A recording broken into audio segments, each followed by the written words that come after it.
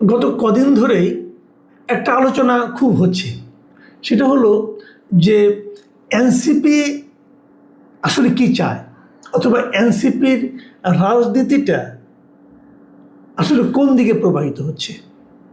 NCP কি বিএনপির প্রধান প্রতিদ্বন্দ্বী হয়ে যাচ্ছে, অথবা এনসিপি কি নিজেরাই তাদেরকে বিএনপির প্রধান প্রতিদ্বন্দ্বী হিসেবে উপস্থাপন করার চেষ্টা করছে।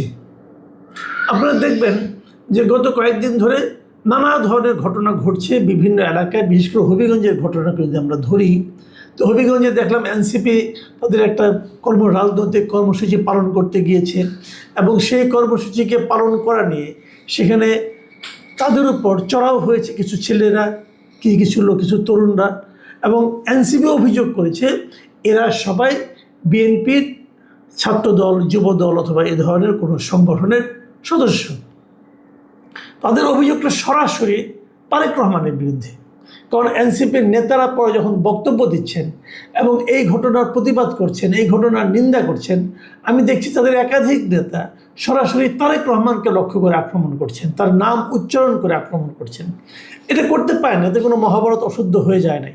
তারা যদি মনে করেন যে প্রধানমন্ত্রী এই সমস্ত ঘটনার জন্য দায়ী, তাহলে তারা তাকে লক্ষ্য করে অবশ্যই এই ধরনের কথা বলতে পারেন, কিন্তু সেই বলার ভাষা এবং ভঙ্গিটা কেমন সেটাও কিন্তু গুরুত্বপূর্ণ। এবং আমার কাছে কিন্তু মনে হচ্ছে এই ভাষাগুলো মাঝে মাঝে অশোভন হয়ে যাচ্ছে।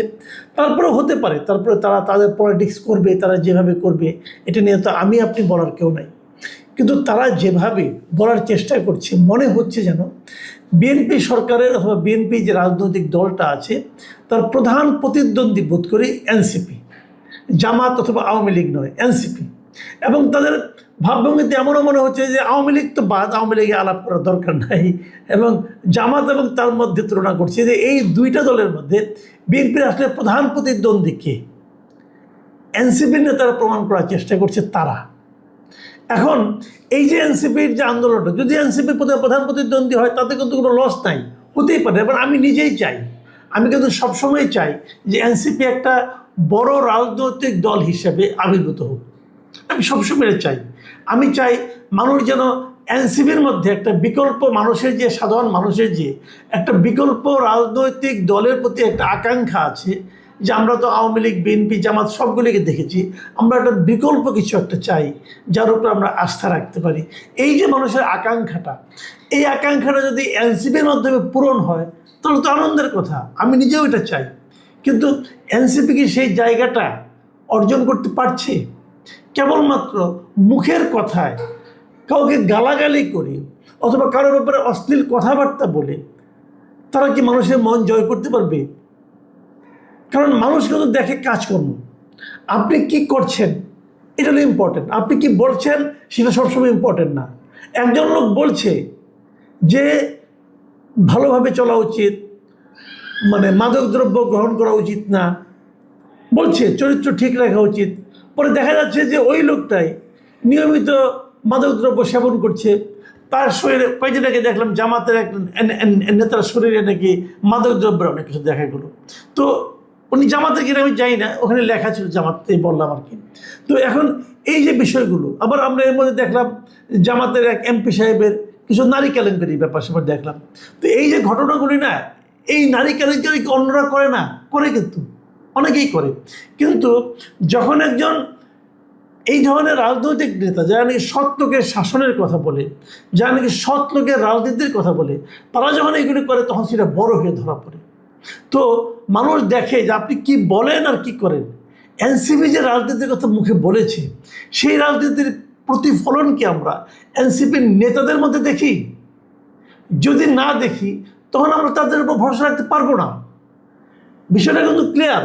তো এনসিপির লিডাররা এখন যেভাবে আচরণ করছেন, সেই আচরণটা কি তাদেরকে জনগণের কাছে ওইভাবে গুরুত্ব সহকারে উপস্থাপন করতে পারছে?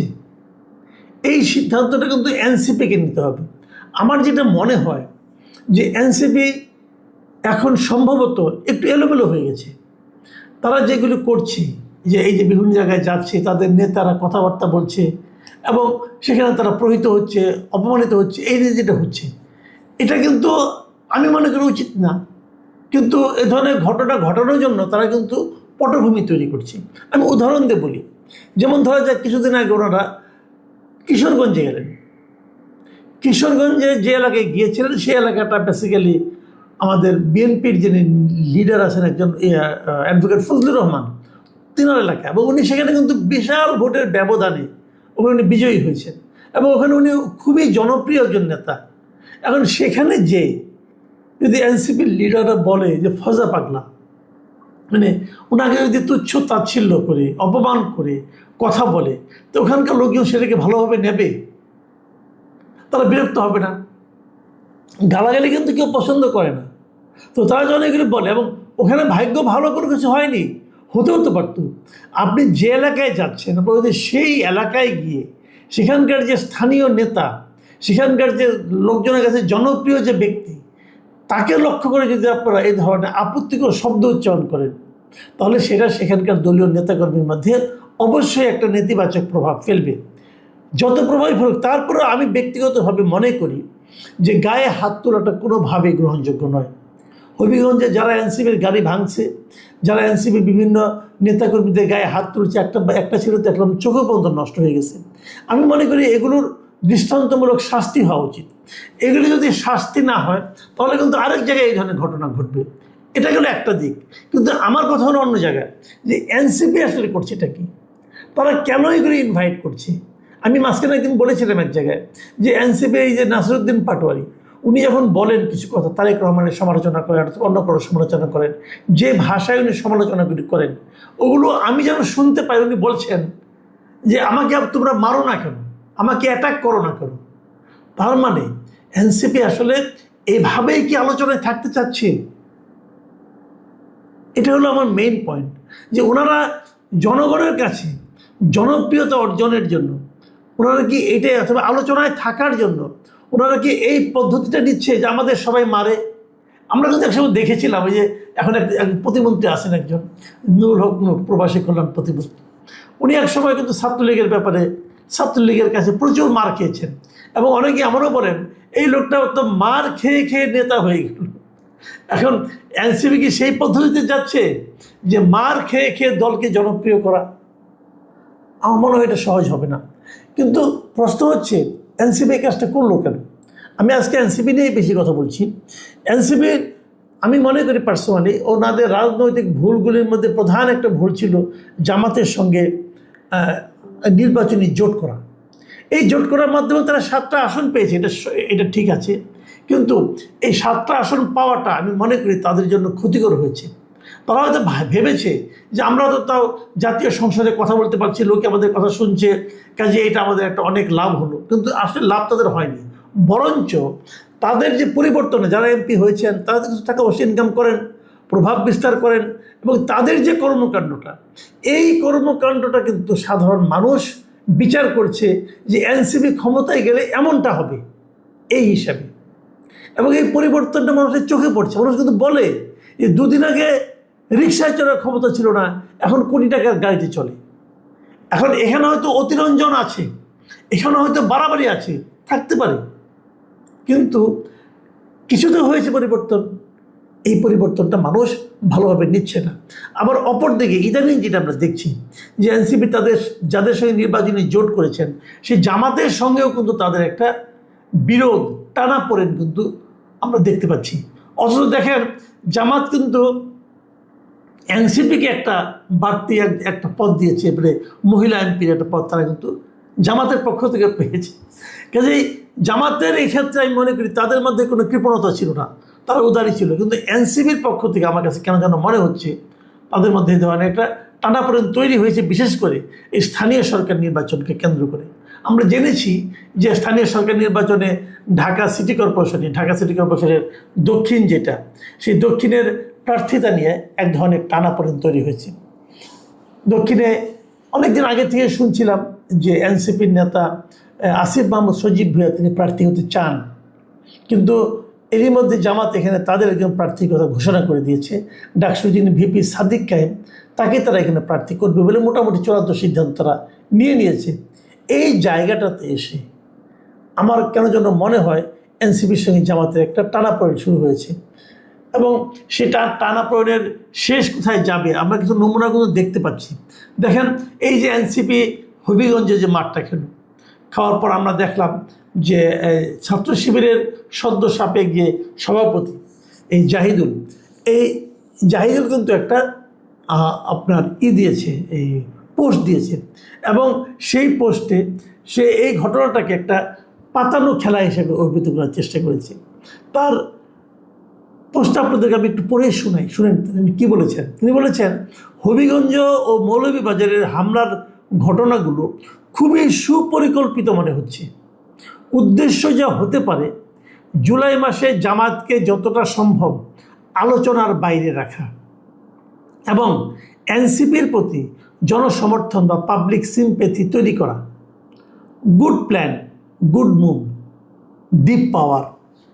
উনি তার মানে যে কথাটা এতক্ষণ আমি বললাম এটা বোধহয় উনি জামাতটাকে ঢুকিয়ে দিয়েছেন যে জামাতটাকে আলোচনার বাইরে রাখা আর এনসিপির প্রতি মানুষের সিম্প্যাথি তৈরি করা। এটা আমি যেটা বলেছিলাম উনি একই কথা বলছেন। এই কথাটাই যখন উনি বলেন তখন সেটা কিন্তু এনসিপির ভালো লাগার কথা না, তাই না? এবং এরপরে দেখলাম যে এনসিপির নেতা মনিরা শারমিন তিনি আবার একটা পাল্টা পোস্ট দিয়েছেন। সেখানে উনি লিখেছেন যেটা, সেটা আপনাদের পড়ে শোনাই, যে জামায়াতের 60 বছর বয়সী সংসদ সদস্য 17 বছরের কিশোরীকে চাকরির প্রলোভন দেখিয়ে যে কেলেঙ্কারির জন্ম দিয়েছেন সেটা এই জুলাই মাসেই ছিল। ঘটনা শুধু আলোচনাতেই ছিল না, বরং বিব্রতকর পরিস্থিতি সৃষ্টি হয়েছিল। কিছু মানুষ দেখলাম যারা হামলার প্রতিবাদ না জানিয়ে এর মধ্যে ডিপ প্ল্যান বা গভীর পরিকল্পনার গন্ধ পাচ্ছে।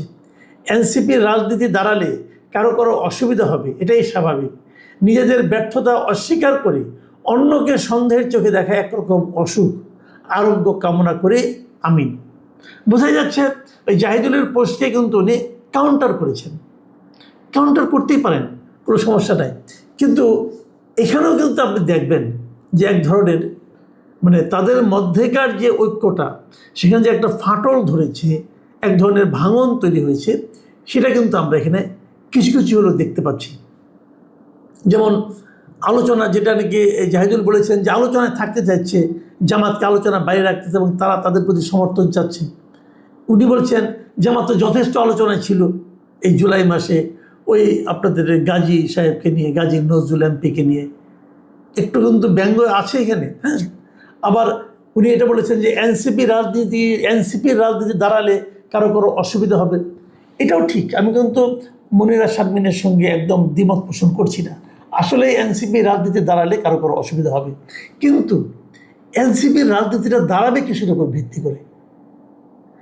এনসিপির রাজনীতি কিন্তু এই মার খাওয়ার মাধ্যমে, সরকারকে গালাগালি করার মাধ্যমে আপনি দাঁড় করাতে পারবেন না। এনসিপির রাজনীতি দাঁড় করাতে হবে তার নিজের যোগ্যতার উপর, নিজের আচরণের মাধ্যমে, নিজের কথা এবং কাজের মিলের মাধ্যমে, নিজের এমপিদের হঠাৎ করে আঙুল ফুলে কলা গাছ হয়ে যাওয়ার মাধ্যমে না। এই জায়গাটা কিন্তু বড় কথা। আমি একটা বটম লাইন বলি, যে আলোচনাটা বাংলাদেশের রাজনীতিতে এই মুহূর্তে একটা ধারা খুব প্রবল, সেটা আপনারা দেখেছেন। সেটা হলো যে কোনো কিছুর বিনিময়ে হোক আওয়ামী লীগকে মাঠে নামতে না দেওয়া। এটা হলো একটা প্রবল ধারা। এই ধারার সঙ্গে কারা আছেন? এই ধারার নেতৃত্বে আছেন এনসিপি, জামাত, এবং সঙ্গে আছেন বিএনপি। বিএনপিও কিন্তু এই ধারার বিরোধিতা করছে না। মনে মনে কী বলছে আমি বলতে পারবো না, কিন্তু তারা এই ধারার সঙ্গে আছে। তারা কোনোভাবেই আওয়ামী লীগকে রাজনীতির মাঠে আসতে দিতে চায় না।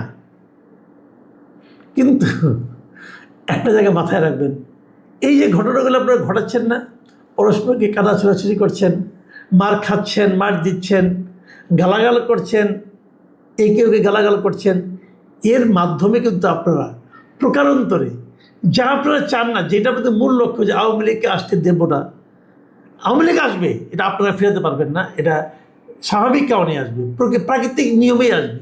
এই দেশে প্রচুর আওয়ামী লীগের সমর্থক কর্মী আছে, তারা আসবেই। কিন্তু আপনাদের এই কর্মকাণ্ডের মাধ্যমে আপনারা কিন্তু তাদের এই আশাটাকে বরং ত্বরান্বিত করে দিচ্ছেন। মানুষ কিন্তু কম্পেয়ার করে, মানুষ কিন্তু বলে,